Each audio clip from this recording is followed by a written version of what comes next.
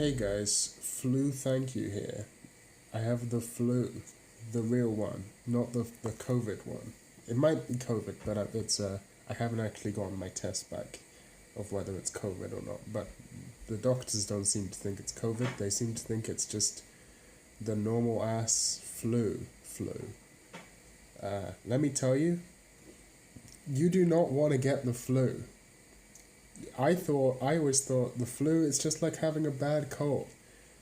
Apparently, having the flu is fucked. I don't know if you can tell by looking at me, like I'm like pale and like pallid. It is really, really fucked. This is like day 3 of flu world. And like, man, this sucks. This is like some of the sickest I've ever been. Especially the first like day and a half. It was just so fucked. Then like the second half of yesterday, I was kind of feeling a bit better. And then I slept for 15 hours. 15 hours straight. And that was fucked. You don't want to sleep for 15 hours.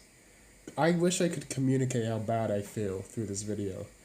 Like, oh my god, I feel fucking awful, and I felt awful for 3 days now, and it's terrible. I wouldn't wish this on my worst enemy. And there's nothing you can do about it. You just gotta wait it out. I feel so fucking bad. And it's not even like you feel bad. It morphs. It morphs. I feel bad in totally different ways. You know? Like, the first day... I mean, the consistent thing here is hot and cold flushes. It's like the worst part. But it's not really, but it's one of the worst parts. Is my temperature, man. It'll just go like, I'm boiling, I'm dying, I'm sweating, and then suddenly I'm shivering. It's fucked, man. I can't even begin to describe how fucked it is. You do not want the real deal flu is fucked. I don't think I've ever gotten this before. Yeah, it's bad. You do not want the flu. But here I am. I thought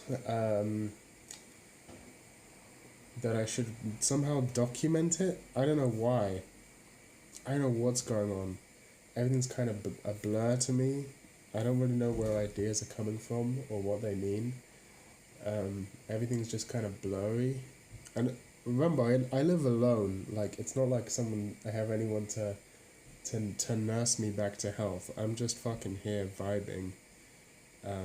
But like the vibes are bad.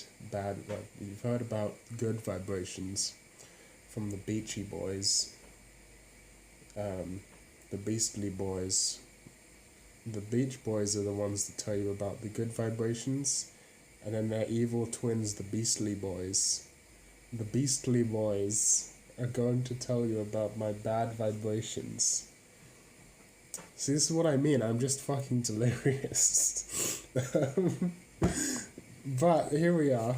Flu pilled up the wazoo.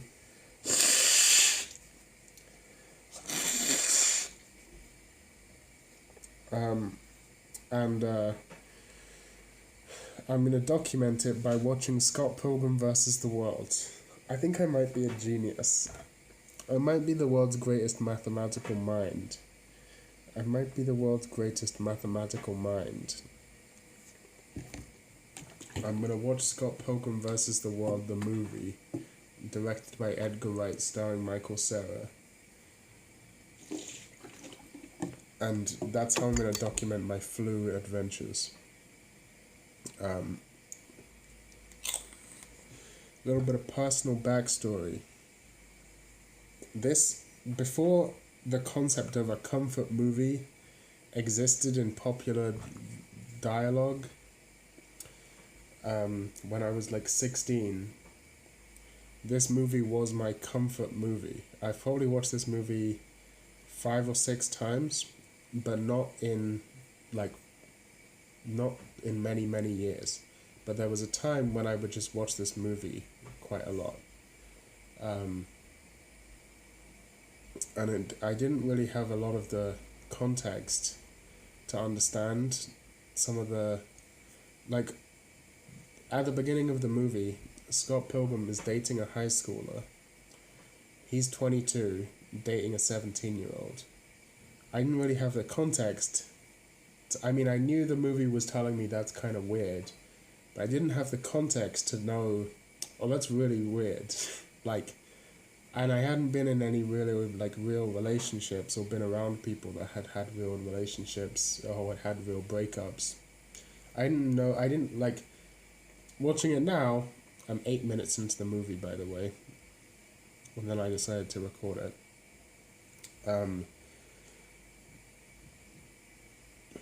It's obvious that the movie is saying, this guy's a creepy, weird guy who is, like, fucked up after a breakup and is, like, doing weird, self-destructive behavior because he's fucked up after a breakup.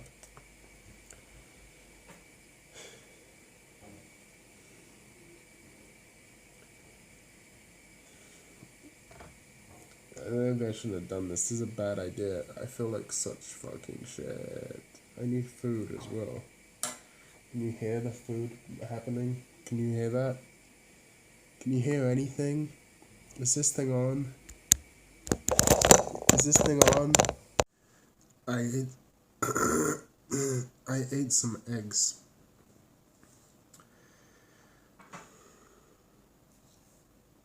I ate some eggs, and now I've run out of eggs.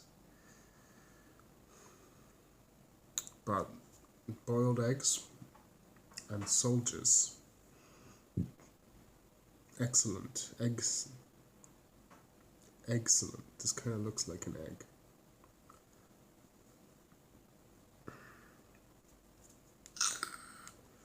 I slept for 15 hours last night. You don't want to do that. 23 minutes and 26 seconds into Scott Pilgrim vs. the World. It's amazing how little I understood this movie back when I used to like this movie. I didn't understand at all any of the, like, the whole first half, like, first act of the movie entirely exists to set up Scott as immature and stupid. But because I was at the time literally immature and stupid, because I was a teenager, I just didn't understand that that's what the characterization was. I just thought he was just like a guy who was in his 20s, and that was like something I didn't have any experience with being. But now I'm a guy in his 20s, I'm a year older than Scott, and I understand, oh, this guy is like immature and stupid. Like, you're not supposed to be this immature and stupid when you're 22. You're allowed to be kind of immature and kind of stupid in your 20s, but not this. This guy's particularly bad. I didn't understand that. It's a little questionable, the movie giving him the world's hottest girlfriend when he's this immature and stupid. I'm kind of like, I feel like Ramona Flowers is the world's hottest woman, right? In this movie. Like, that's probably why I like this film so much. Right. The world's most attractive human being, at least in the movie, and when I was 16. And also, there's this whole context of, like, 2000s geek culture, Canadians, and indie band scene, which I didn't really understand at the time. If you want to talk about a movie that's like bam bam bam, this fucking movie is like bam bam bam. People talk about like Big Trouble in Little China as a movie that's like bam bam bam, and that is a movie that's like bam bam bam. But this is also a movie that's like bam bam bam.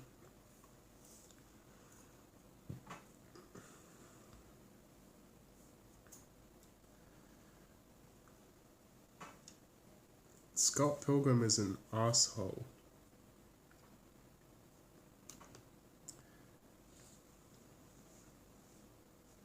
but you're supposed to think he's an asshole. I've heard people say, oh, in the books, in the comic, I mean, it's more obvious that Scott's an asshole. He's dating a 17, I mean, he's like, it's fucked in the movie. It's pretty obvious that Scott Pilgrim is an asshole in the movie. Unless you're 16 and you're watching it and you're retarded like I was.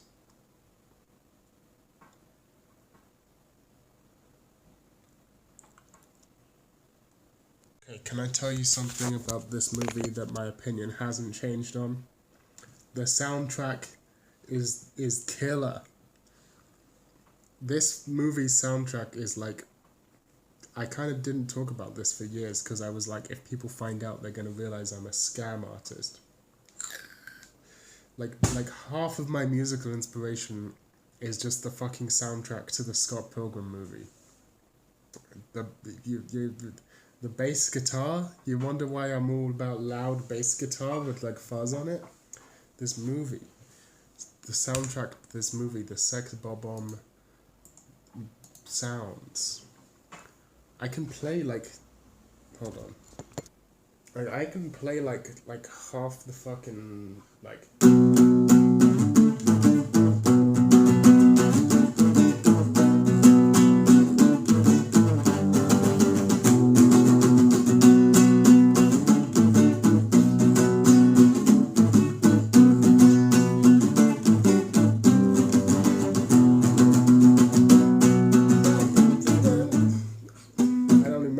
I gotta make this stay says. So petite. I got a breathalyzer. And my body's clean. It was written by Beck, by the way. Like most of the soundtrack to this movie, written by Beck.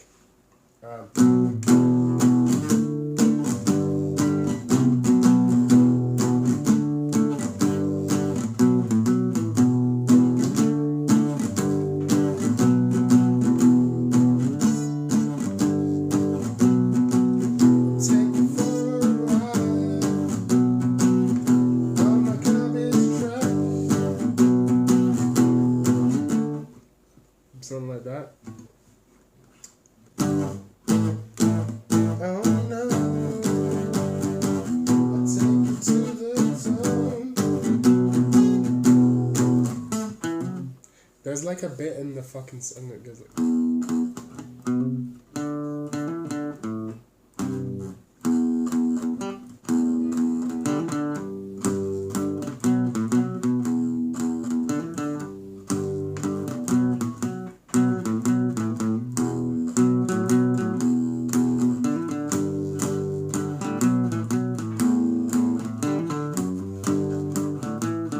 Something like that. I don't know. I was fucking obsessed with this movie, I'm telling you.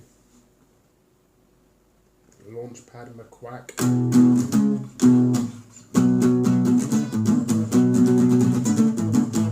That's the ending. What other fucking songs are there? There's songs that aren't even from the band in the movie. There's songs that are from real bands, like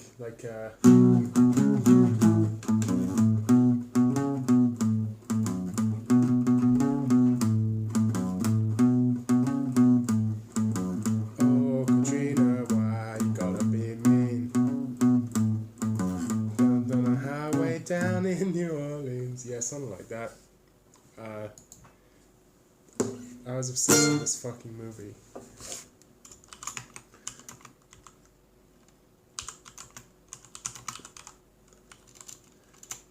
I didn't even know what a bob-omb was when I first watched this movie. I had never played a Mario game except for NSMB on the DS.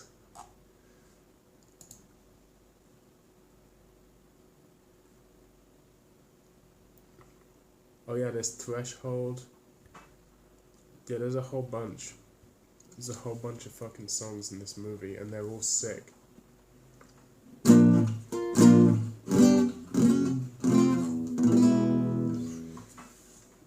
That's the big problem. Because in the book, I mean in the comic, Sex Bob-omb is supposed to suck. Like that's part of the joke. And even in the film, Scott says to Ramona, like, yeah, I have a band, we suck. But they don't suck. They're fucking sick. Maybe it's just me that thinks that. I don't know.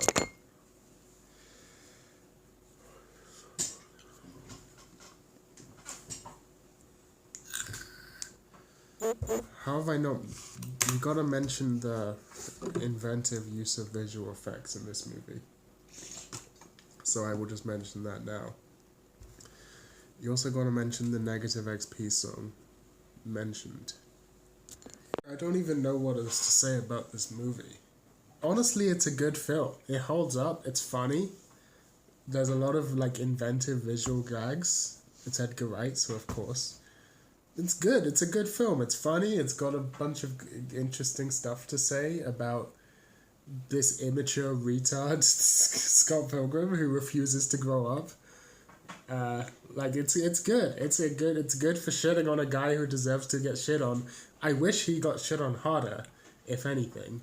Like, again, as I said before, I mean, as I know, as far as I remember, having not looked into this for years and having not read the comic, in the comic, it doesn't end well for Scott. Like, Scott kind of gets fucked in the end or something.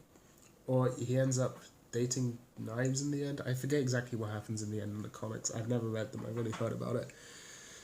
I'm now an hour, 1 minute, and 42 seconds into the movie. The black sheep scene. But yeah, Scott deserves to get fucked over more by the movie. He definitely reminds me of me when I was a teenager, but he's in his 20s, so he gets cut less slack than I cut myself, and I don't cut myself very much slack at all. So to me, I'm like, this fucking retard doesn't deserve any of the semi-decent things that are happening to him. But I don't know, it's weird. Ramona's a weird fucking character, right? Like, I almost feel like she's under-characterized in the movie. Like, I feel like if there is a flaw to really point out, and some of this is just, I mean, I can't really say the pacing is a problem here. The movie is about as fast-paced as you can get while still being intelligible. I think it's just a problem with it being a movie rather than a long comic book. Is that I feel like I would like to see more characterization of the other band members, because they're cool characters who don't get that much screen time and stuff. And I want to see, I'm kind of struggling to understand Ramona's motivations and wants and needs and stuff, you know? Like, if you asked me, like, Scott, he's very well characterized, Knives very well characterized. Like, I can understand fundamentally, here's what the characters want, here's their goals and motivations, here's what they need to grow, here's their, like, big arc, etc. But Ramona, does she have an arc? Like, I understand she's, like, more mature, she's, like, more sort of, I guess, self-confident or whatever. But, like, the question that I just find myself asking is, why would she want to date Scott? Like, he's so... doesn't seem to have anything that would interest her. Like, they don't really have that much chemistry. If I had to guess, it would be that she's, like, just kind of dated all of these cool people before and now wants to date a lame guy to get out of the drama.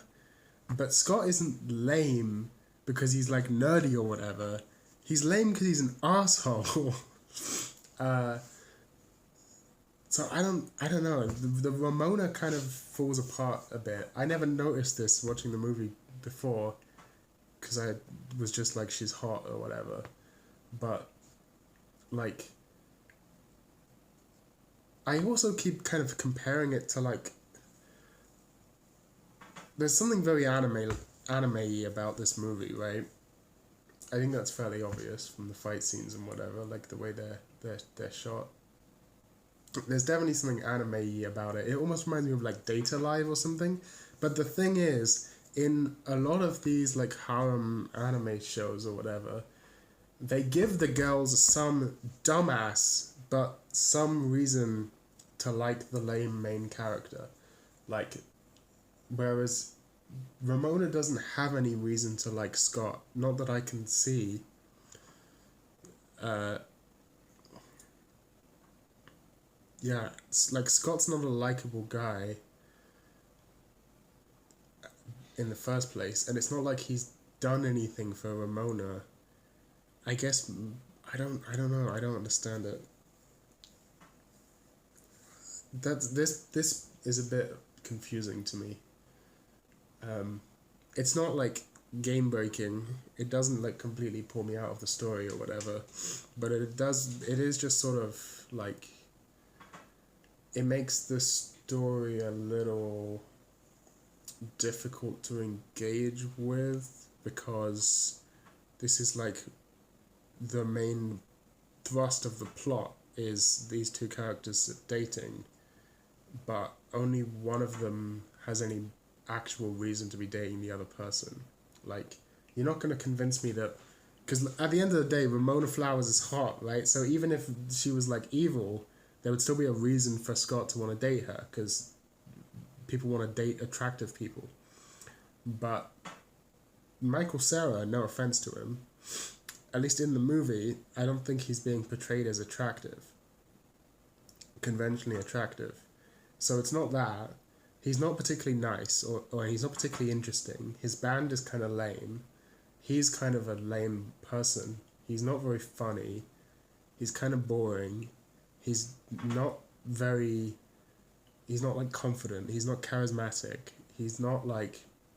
It's not like they have similar hobbies, really. I guess they're both into indie music, but, like, that's about it. And they never talk about it on screen. You know, she's not into video games or nerdy shit like he is. Yeah, I don't know. That's just kind of a bit of a flaw in the movie, I think, that I never noticed before, is that the relationships feels very one-sided.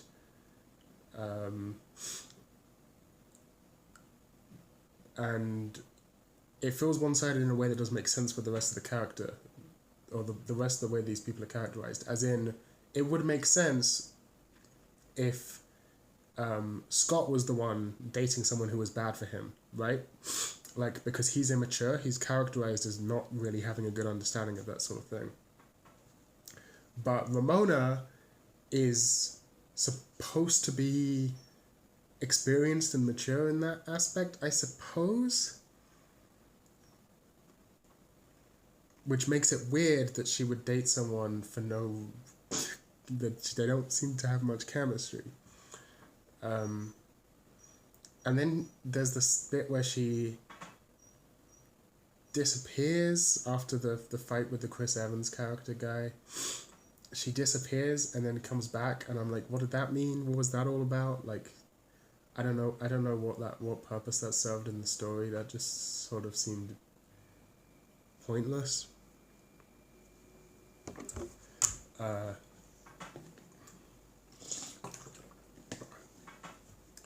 Yeah, I don't know.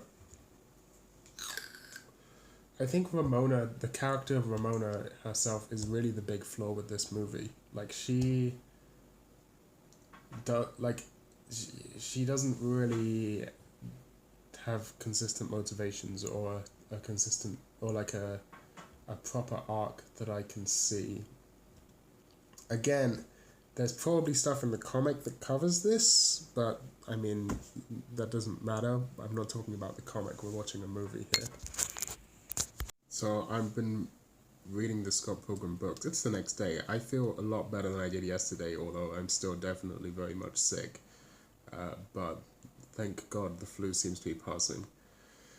I've been reading the Scott Pilgrim comics, and by reading, I mean I've been watching this pretty well done comic dub on YouTube by the YouTube channel Smeeth.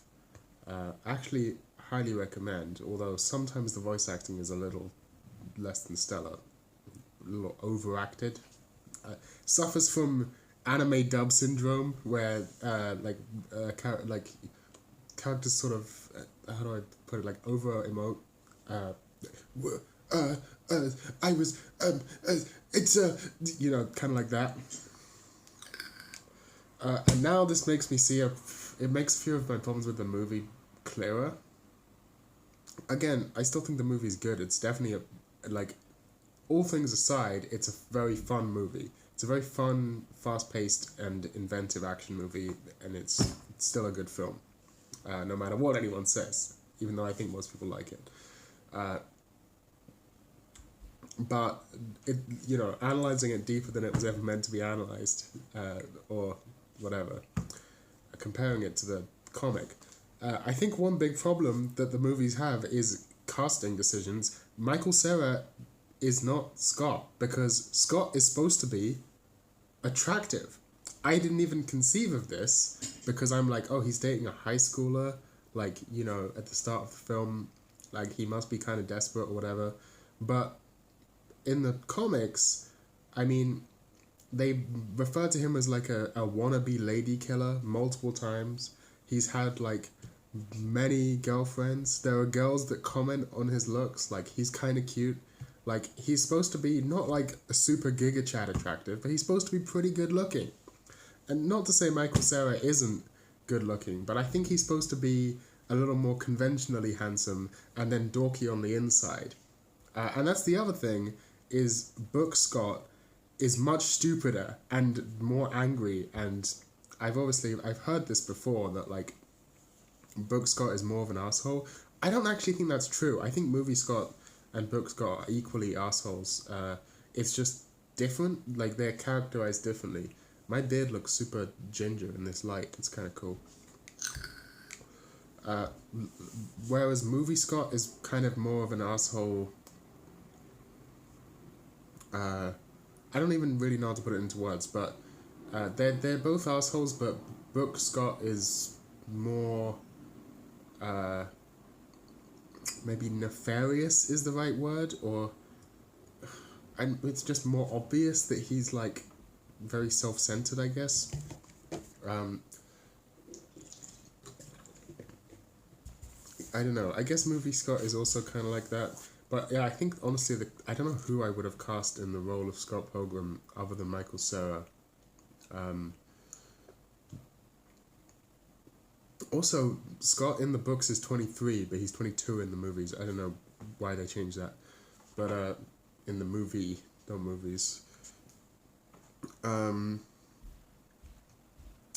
What else is notable? There's a whole bunch of stuff that's cut from the movie, obviously cut for time. People complain about it. It's like, what the fuck are you talking about? They're condensing a 6-volume comic into a movie. Like, of course they have to cut stuff. They do cut like a whole character arc, which is kind of disappointing, but I mean, it's not super crucial to the actual overarching plot. It's more of a backstory characterization type of deal, fleshing out the world and the characters and their backstories and so on. I think it's fine that they cut it from the movie. Like, I'm not complaining about it at all. It's a good decision to cut it. In terms of what you're choosing to adapt, it was a good decision. But it's just interesting to see to compare the differences. Yeah, I don't know. Ramona is obviously, like, I'd say my biggest problem with the movie is how undercharacterized Ramona is. I suppose there's an aspect to it which is better explored in the books, that Ramona is just kind of a confusing person. She's kind of just a mysterious, like, that's kind of her shtick, is that she kind of keeps people at arm's length and tries to remain mysterious to people in order to stop herself from getting hurt.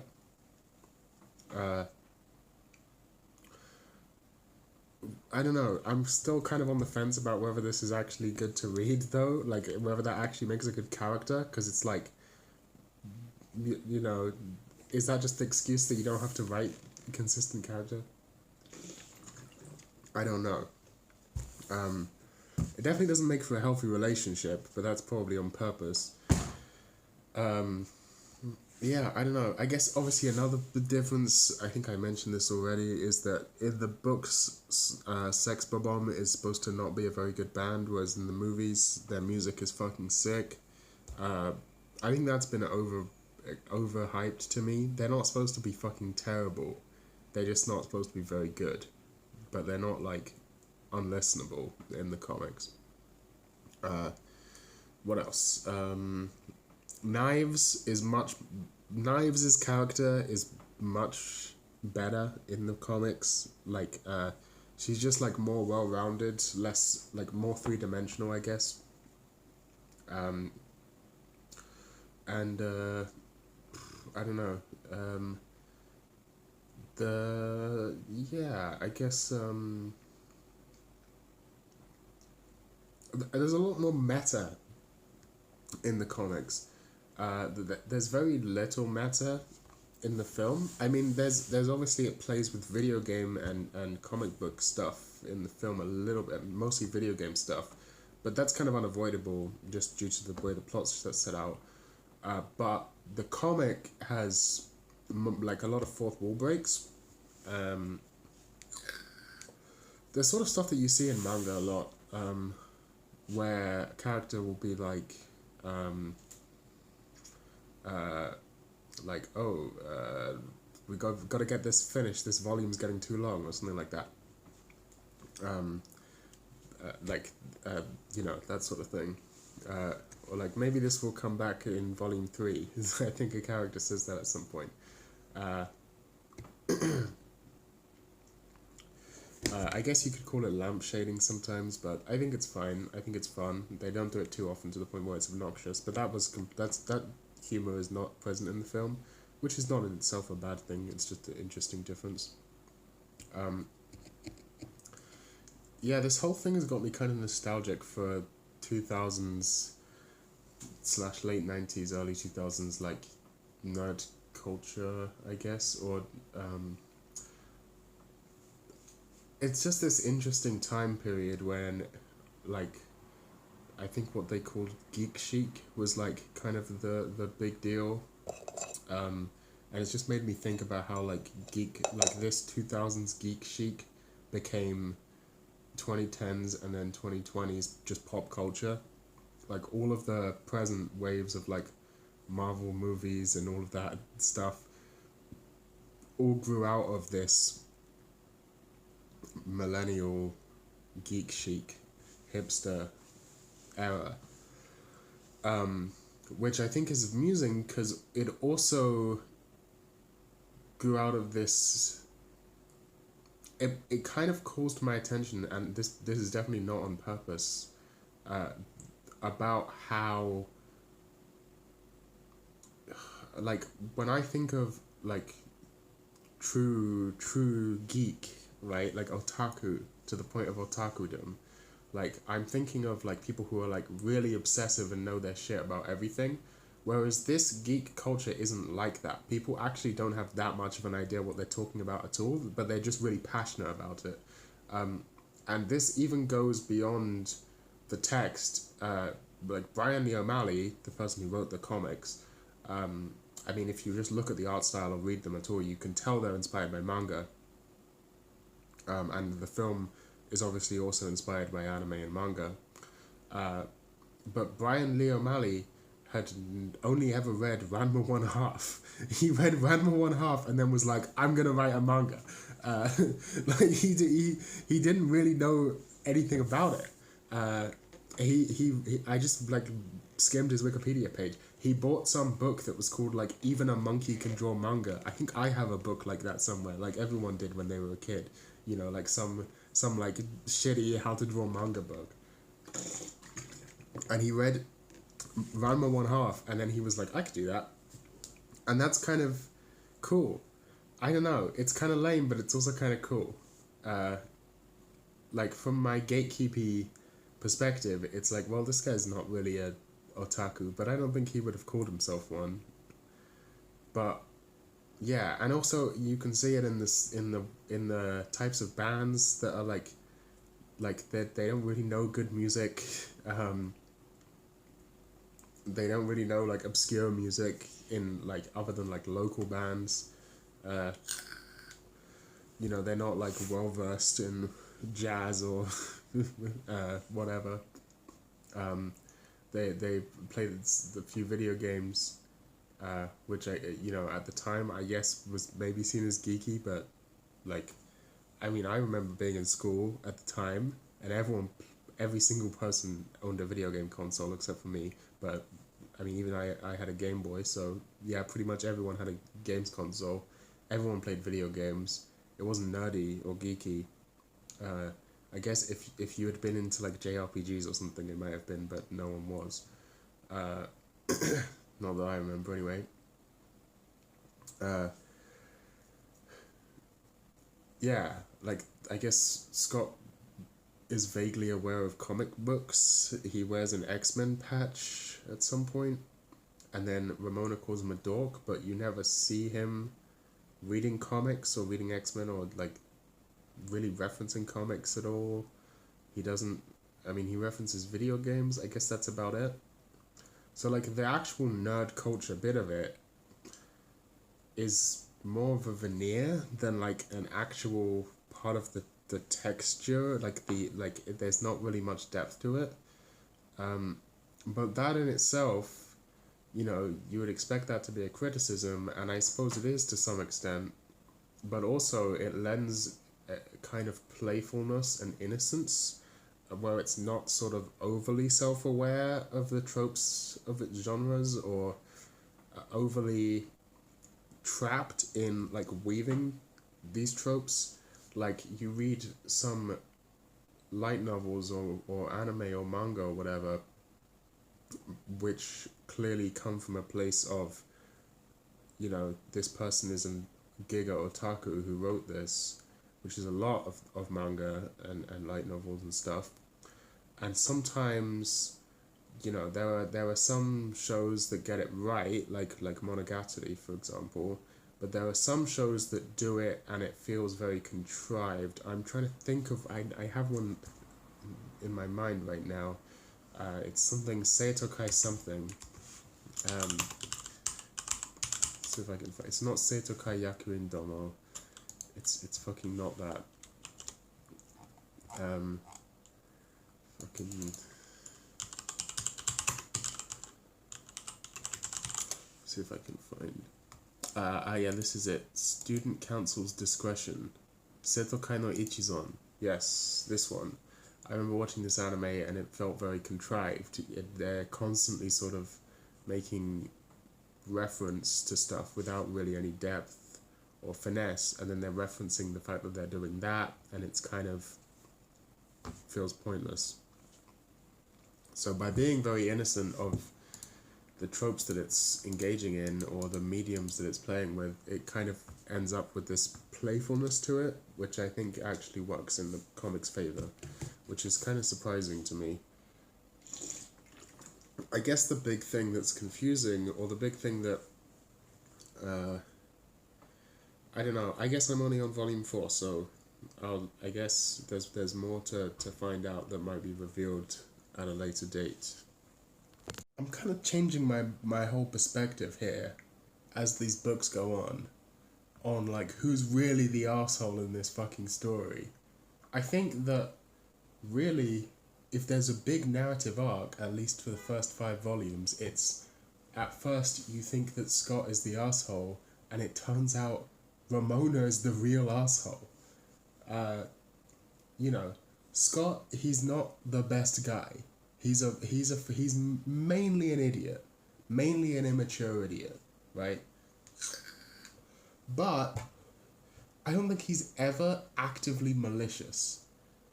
I can't. He's not. He's not ever actively malicious, and everyone fucking hates him. His life sucks, and he's stupid, and impulsive and immature and whatever.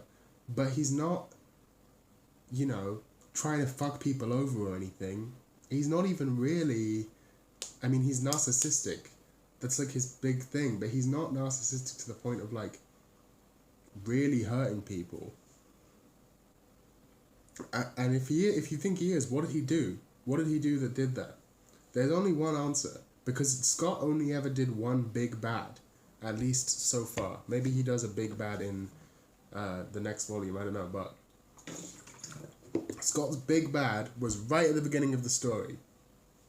He's dating Knives, then he meets Ramona, and for about 2 days, he makes out with Ramona before he breaks up with Knives. That's the big thing. He cheated, okay? This is the most fucking insignificant. Look, I don't want to defend cheating. He fucked up. This is clear. He fucked up. What I'm really mad about is Ramona specifically bringing this up. If it was someone else who... You see, this is how you know it's a good fucking comic, because I'm getting mad as if the characters are people I know in real life. If it was one of his other friends who brought this up, it'd be fair enough. Right, yeah, that's a fucking dick move. But Ramona doing this is so fucking hypocritical. Especially because Ramona cheated. The fucking comic just doesn't treat lesbian relationships as real. Or Scott doesn't. But if that happened to me, I would consider it fucking cheating. So, if you haven't watched the movie or read the comics, what happens... the big... cheating thing is specifically Knives, and Knives and Scott, right at the beginning of the movie and at the beginning of the comic, they're like, oh yeah, we've been dating, we almost held hands once. They've never slept together. Knives is underage anyway. They kiss twice, and they hold hands once. They never cuddle even. They hug a couple times and they kiss briefly twice. Scott, full on, makes out with Ramona and fucks Ramona, right? And during the period where he was cheating, the only actual physical contact he has with Knives is when she jumps on him and kisses him when he can't do anything about it. She sees him and jumps on him and kisses him. That's the only physical contact they have. He never initiates or anything. He takes too long to break up with her. I agree. But compared to the shit Ramona pulled all across the story, this is nothing to get fucking so worked up about. Especially because this is day 1 or 2 of their relationship, when it's not even super clear between them if they're officially dating or just sort of trying stuff out, this is honestly, it's retarded that Ramona's a fucking retard and a bitch for being so hypocritical about this, when during a fight that they had, later on, once they're actually dating in the relationship, they have a fight. Scott goes and, he can't stay with Ramona. He goes and stays with the girl who's not in the movies. I mean, not in the movie. She's in the, if you've seen the animated, prequel to the movie, the little Adult Swim, adult animated little short, it's the blonde girl from that. The blonde girl is I want to fuck you, basically. He goes and stays with her because he has nowhere else to stay. It's not he was oh, well, if you're going to kick me out of the house, I'm going to go stay with this girl. No, he had no other option. It was that or sleep on the street. So he goes and stays with this girl. The girl is I want to fuck you. Scott is I'm attracted to you, but I'm going to be loyal to Ramona, and I'm not going to do anything. Okay? He turns her down. He sleeps on her couch. Nothing happens. Boom. The good guy thing to do. The correct thing to do. Meanwhile, simultaneously, Ramona's ex is staying with Ramona, and she admits, we made out a little bit. I'm sorry, what? That's cheating. You can't do that. One of these people is in the wrong here, and it's Ramona. You're not allowed to get so mad when you did this. Hold on a fucking minute.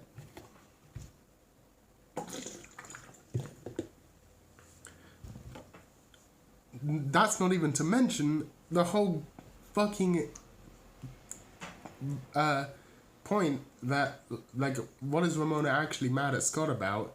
She's mad that he kept it a secret, that he didn't tell her that this thing had happened with knives.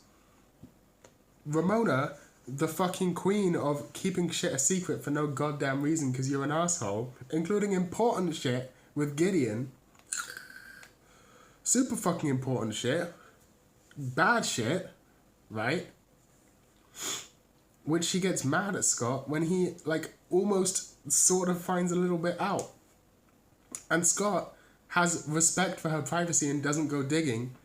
Ramona doesn't have any of that respect. Ramona's the fucking asshole here, okay? Now we've got Ramona characterization in this comic. The characterization turns out to be that Ramona is a fucking bitch. Fuck Ramona Flowers. I understand the ending of the comic now. I understand why people say that the ending of the movie sucks, or that the movie ending is worse than the comic ending. I won't spoil it, but I will when I get there in a couple hours. But yeah, Scott was an asshole to begin with, an actual asshole. Then he became just kind of stupid, but not actively malicious, and has a shitty life because all of his friends hate him and he's broke. Meanwhile, Ramona continues to keep secrets for no reason other than malice, has this crazy double standard, and has the gall to get mad at Scott for something he barely had a choice in to begin with. I mean, and not to absolve him of all blame, again, he should have broken up with her. He knows he fucked up. Everyone knows he fucked up. I'm not denying that he fucked up.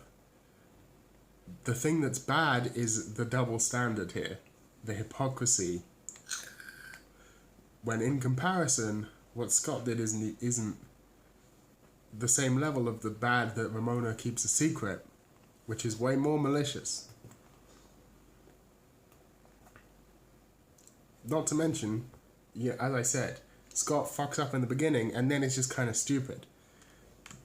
Ramona is the one who continues to fuck up and to be revealed as having fucked up continuously. Ramona cheated in the past as well. She's a hypocrite. Oh my god, it's all fucking... The movie's fucked. Fuck the movie. No wonder they didn't give Ramona any characterization in the fucking movie, because the characterization turns out to be that Ramona is a hypocrite and a fucking asshole. Okay, I have now finished Scott Pilgrim versus the comic book of Scott Pilgrim, and I have now finished it. And that'll be the end of this video in this segment, unless I come up with something else to say. So spoilers for the ending of the comics. Do I recommend them? Yes, I recommend you either read the comics or watch the dub that I watched, which was very good. Some of the voice acting was a bit overdone, but it was good nonetheless. Worth it just for the fact that they used Toho music for the final fight. Great choice. So, Scott Pilgrim.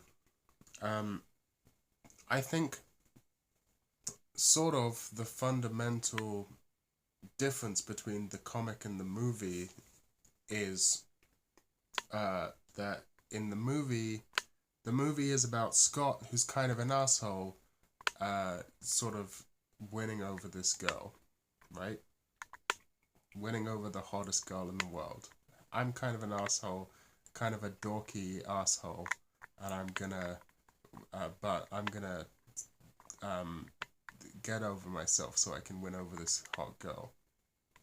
Whereas the comic is about Scott, who is kind of an asshole, but is also aware that he's an asshole and the comic is about Scott trying his absolute hardest to better himself, to be a better person, to not be an asshole, and then just getting shit on relentlessly for doing so at every turn, particularly by Ramona. And in the end, I don't know, they kind of do it a bit in the movie, right? It's kind of a garbled metaphor in the movie. At the end of the movie, Scott, he goes with the sword of love, and then he die, and then he respawns, and then he uses the sword of self-respect instead. And I guess the idea is to sort of mirror the comic in that aspect, but it's honestly pretty weak in the movie compared to the comic, where Ramona is actually characterized as being an asshole, and then it's like I don't know. I kind of felt the ending was a little weird. I don't know how to quite explain it.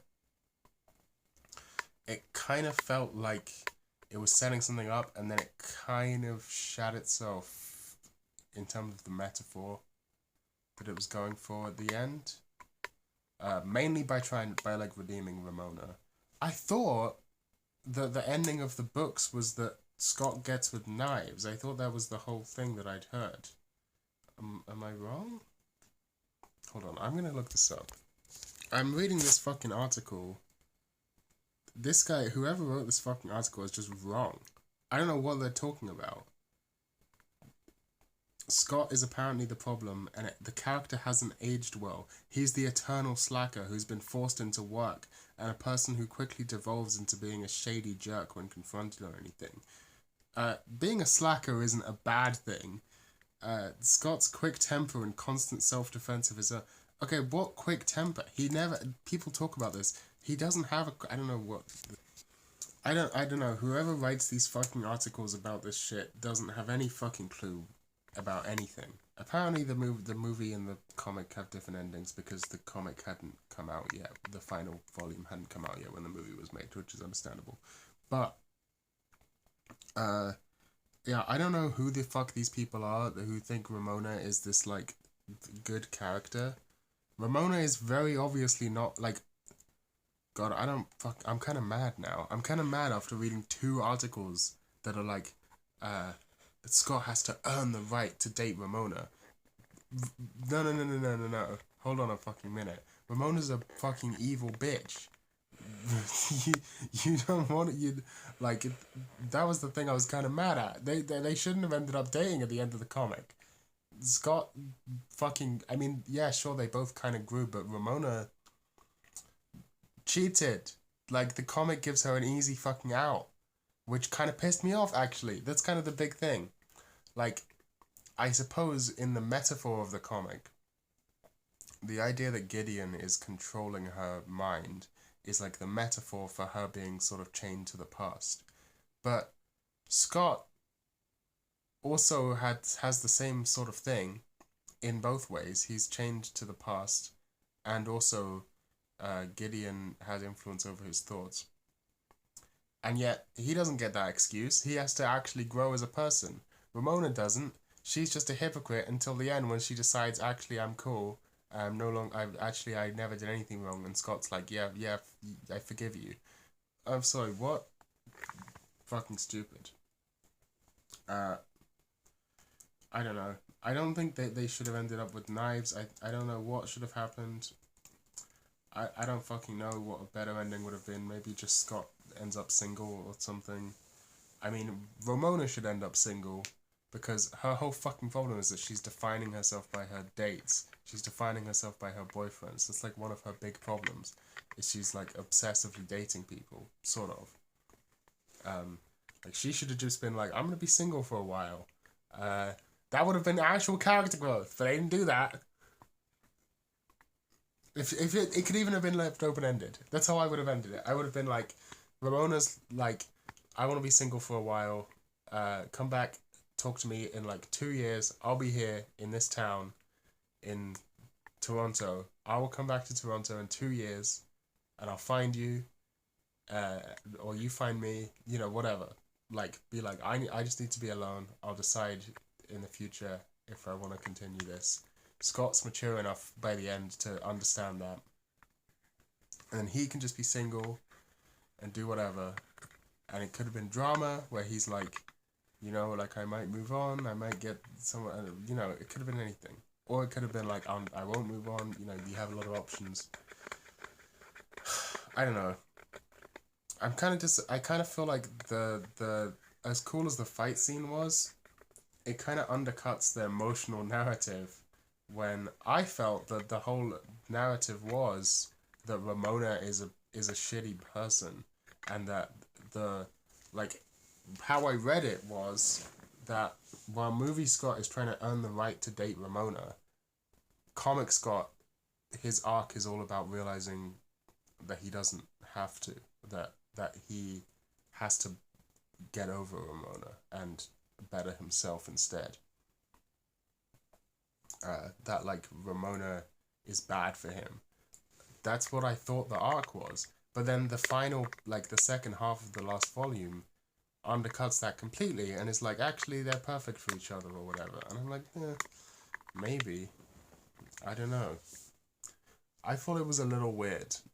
I don't think it's terrible. I just thought it kind of didn't match how I was reading it. Um, and I don't know. I think maybe some of these people who are writing about Ramona as if she's like this perfect angel are just homophobic and don't count lesbian relationships as being real cheating. To me, this is like I don't think that Brian Lee O'Malley thinks this is either. I don't think Scott thinks this is either. I think this is just me, right, as a human being reading this in the year of our Lord 2022, reading this comic. I don't care what the characters in the comic or any of these fucking people think. What I think, from my moral standpoint, is that cheating is cheating, and what Ramona did, which is brushed off in the comic, where she makes out with her lesbian ex and sleeps with her, not like sex, but sleeps with in a literal sense. That's worse cheating than anything Scott ever fucking did. Yeah, I don't know. I don't fucking know. I don't know, man. Weird. Weird fucking thing. But I guess pretty cool. Um I feel like I suppose the big thing that I don't know, I think I didn't say this out loud. So the other thing that the movie doesn't do that I think the comics did really well is it turns out that Scott is an unreliable narrator, and a lot of these sort of like hero versus villain black and white stuff that's been in the comics is a metaphor, or it's because that's how Scott sees the world when he's immature, right? He's obsessed with X-Men comics. He sees the world as this like heroes versus villains type of thing, when in reality, it's revealed that things didn't actually happen how he remembered them happening, or characters had other sides to them. That's a really good bit of characterization. Like you set up multiple times, hey, Scott's really into X-Men comics and Scott's really immature, and there's a world where there's clear villains on one side and Scott is the hero. And then you have it revealed that, hey, actually, uh, things weren't so black and white, and Scott was, misremembering or misinterpreting events. Really good, really cool. And then they immediately undercut it by having the final big bad guy be actually evil, just in a black and white sense, and Scott be the hero who saves the day and gets the girl and kills the bad guy. I feel like they undercut their own metaphor. There you go. That's exactly what I'm getting at. That kind of made me mad. Because they set up that's pretty clever. The way it's, like, they really carefully set it up. I would have thought it was intentional. Maybe it wasn't, but it looks intentional to me. Like a really clever setup where they set up these three different elements of like a world with like clear heroes and villains, Scott being immature, and Scott being really into X-Men comics, to set up the twist, the reveal that these black and white good versus evil stories weren't as black and white as Scott's unreliable narration had us believe. Clever twist, good, interesting reveal. It tells us more information about the character. It reveals something new about the world that we didn't know before. That is exactly what a twist is supposed to do. And then it immediately undercuts it with the ending fight against Gideon, who just turns out to be evil.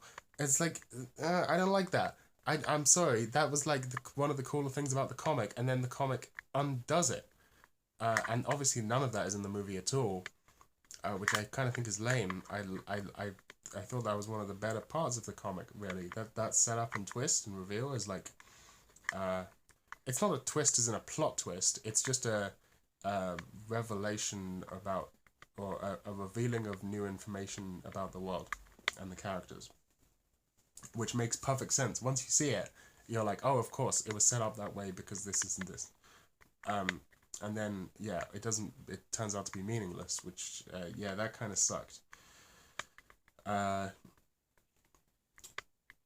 yeah, I suppose that's Scott Pilgrim. Um, I don't know. I think maybe I have a different interpretation of this thing than most people do. Reading these articles where people are like, Scott's didn't grow enough, and fucking Ramona's perfect. I'm just thinking like, what the fuck comic did you read? Do you think, uh, yeah, I don't know what the fuck comic these people read. Like, there's literally a scene where, um, when Scott's fighting the twins, right? And then they say like, do you think that she would have done this for you? Um, and it's like, you think about it as an audience member, you're like, no, there's no fucking way she would have done this for Scott. Like, she's selfish, she's entitled, there's no fucking universe she cares about Scott as much as he does about her. Um, and then uh, and then fucking Kim lies and is like, oh, Ramona texted me, but she didn't. Ramona doesn't give a fuck. And then they just, like, this is all characterization setting up Ramona to be sort of the final obstacle in Scott's way. It's like, it would have been way more interesting if it turned out Gideon was just kind of a guy. Not a good guy, probably kind of a bad guy, but not a bad guy, you know? Just like kind of a shitty guy, but not a evil guy like he is in the actual ending. Turns out Gideon's just kind of a guy, right? And that the actual solution is that Scott needs to move on from Ramona, who's toxic. That would have been an actually interesting story. That would have been a much better. I don't know. I'm kind of mad now. Not that the ending we got was like awful, but I just felt like it undercut a bunch of these metaphors and story beats that had been set up. Makes the stuff that was set up less powerful when you know that it all results in, you know, nothing really changing.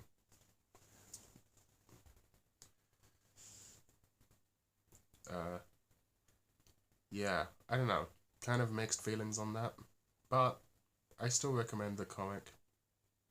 And there you go. Flu. This has been running on empty. Flu reviews.